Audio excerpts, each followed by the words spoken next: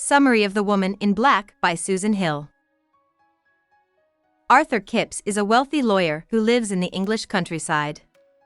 There is an ancient custom in which people trade ghost stories after dinner on Christmas Eve. Arthur joins his family in the drawing room. The kids want Arthur to add something, but Arthur gets angry and says he doesn't have a story to tell. He then leaves the room quickly. When Arthur is by himself, he thinks about the true story of the horrible and tragic event that happened to him when he was young. Arthur realizes that these memories keep him from being happy, even at Christmas, so he chooses to write down his story for good. He hopes that this will get rid of the demons he has been fighting all his adult life.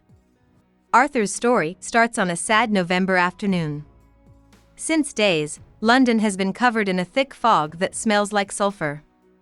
But Arthur doesn't feel scared or worried as he walks to King's Cross Station to catch a train going north. His boss at the law company, Mr. Bentley, told him to go to the town of Crythin Gifford, where one of the firm's oldest clients, Mrs. Drablow, who was strange and lived alone, recently died. Mrs. Drablow, who owned the Eel Marsh House estate, left behind a lot of papers and important documents in her manor. The estate is cut off from town by a long, narrow causeway that can't be crossed at high tide. Arthur needs to look through these papers and send them back to London. Arthur has to change trains twice on the long way to Crythin Gifford. By the time he gets to the end of the trip, he is cold and tired, and the only other person in the drafty train is an older guy who is dressed very well. Arthur and the man, Mr. Samuel Daly, start talking. Samuel has lived in Crythin Gifford for a long time and knows a lot about Mrs. Drablow and her house, but he doesn't want to talk about her.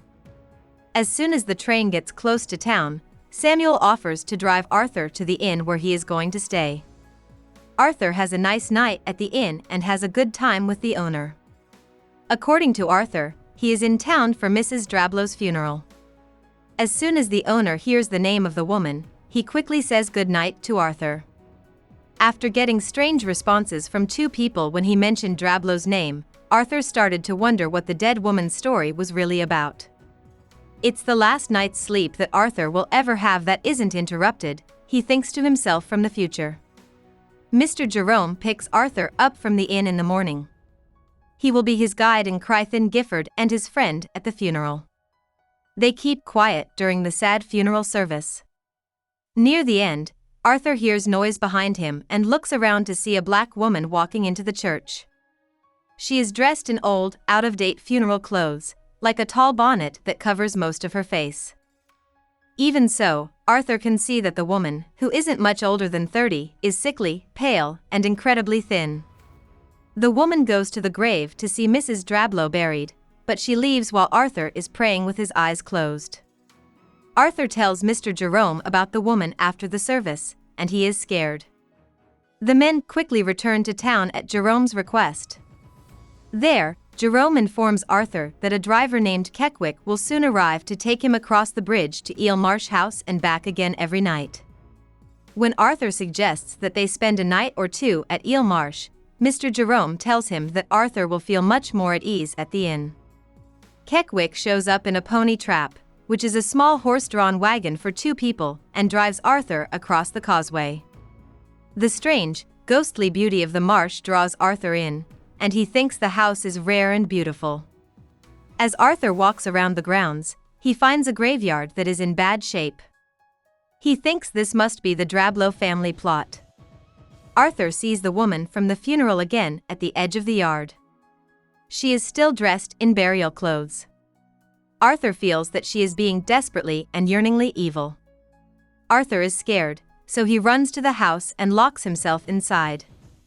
He never thought about ghosts before, but now he knows that the woman he met must have been a ghost.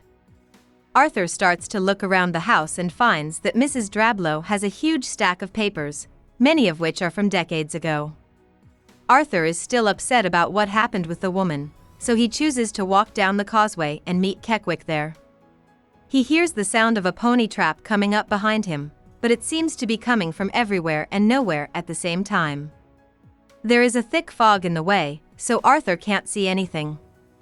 The sound of the pony trap being sucked into the swamp can be heard, along with the horrifying cries of a child and a horse that is in great pain. Arthur goes back to the house twice, and after being scared and tired, he falls asleep in the living room. He wakes up when the doorbell rings. Keckwick is there, alive and unhurt. Arthur jumps into the carriage quickly, happy to be back in town. Arthur tells Mr. Jerome the next day that he will need someone to help him sort through all the papers. Mr. Jerome says that no one in town will agree to cross the causeway to get to the house. Arthur knows that any mention of Eel Marsh or the woman in black makes Mr. Jerome very upset. Arthur goes back to the inn and writes Mr. Bentley to let him know he will be in town longer than planned. In the afternoon, Arthur rides his bike to the next town over and feels better throughout the ride. He is set on going back to Eel Marsh to face whatever is there and finish organizing Mrs. Drablow's papers. Arthur meets Samuel Daly on his way back into town, and he asks him to dinner. Samuel tells Arthur that going back to Eel Marsh House would be a bad idea after they eat. Samuel knows he can't change Arthur's mind, so he offers to let Arthur have his terrier, Spider. Arthur takes Spider back to the inn with him. Arthur goes back to Eel Marsh the next morning. After a normal day of collecting papers, Arthur goes to bed, calm and unmotivated. His sleep is broken in the middle of the night by Spider's low growls. He hears a bumping sound coming from a nearby room. As Arthur creeps down the hall, he comes to a door that is locked and doesn't have an opening. Arthur talks himself out of his fear and goes back to bed because he can't open it. The next morning, Arthur rides his bike back to town to get food and other supplies. He then goes back to the house to keep sorting papers. He finds a package of letters written to Alice Drablow from someone named Janet, who is obviously related to Mrs. Drablow by blood. In the letters, Janet talks about how she got pregnant without being pregnant and had to give her son up for adoption to Mrs. Drablow and her husband. Even though the letters are loving and emotional, there is something dark going on. Jenny tells Alice that the boy will never really be hers. Soon, Arthur hears Spider's low growl and the sound of something bumping upstairs again. Arthur goes to a shed in the back to get an axe to break down the locked door. While he is outside, he hears the terrible sounds of the accident with the pony trap again.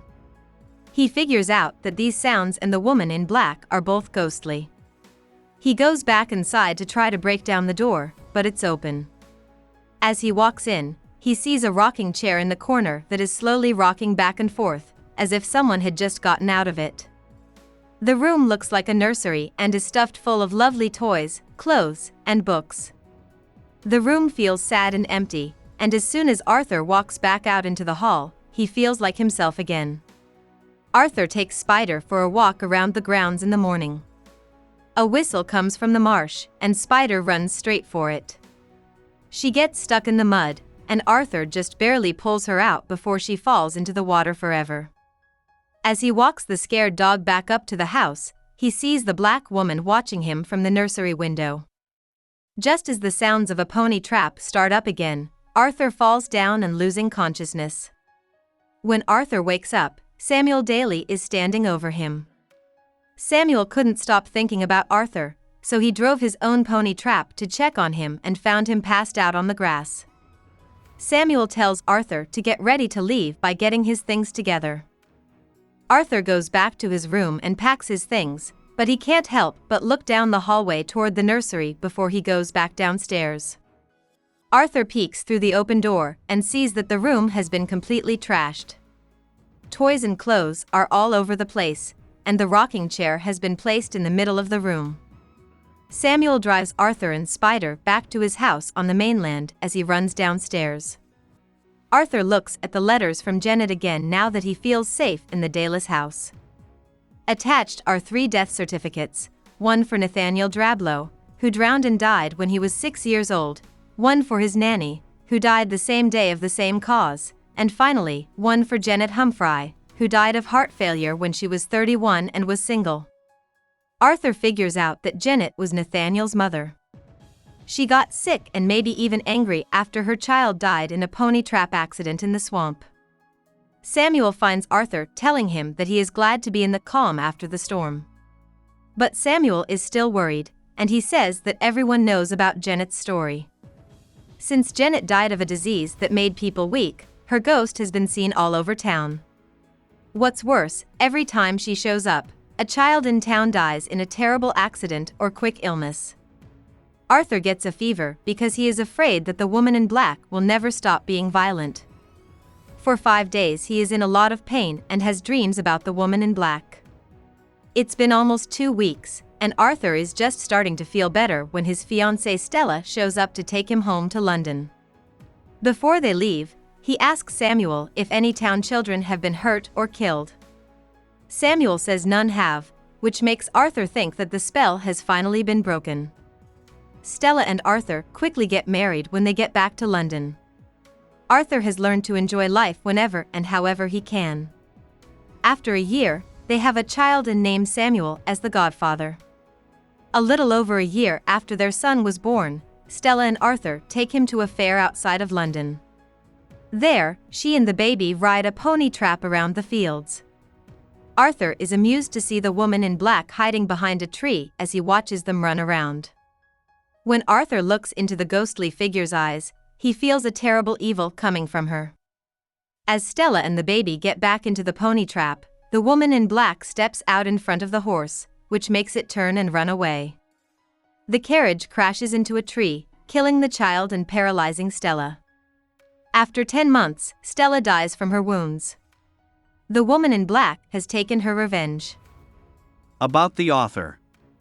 Susan Hill was born and raised in the northeast of England. This is a place that is important to many of her books and non-fiction pieces, including The Woman in Black, her most famous novel. Even though Hill's books are sometimes set in the present day, they are mostly about Gothic themes and storytelling styles. Many of Hill's books are about strange, old, or even haunted places, and they explore themes like fear, claustrophobia, and the need to get away from things that are bothering you. Hill has also written a number of crime books that combine her Gothic style with a more modern view of crime and violence. For her work in British literature, Hill was given a CBE, Commander of the Most Excellent Order of the British Empire, by Queen Elizabeth in 2012. Hope we summarized it fully and you liked it. Please hit the like button and subscribe to our channel so that we are motivated to create more videos.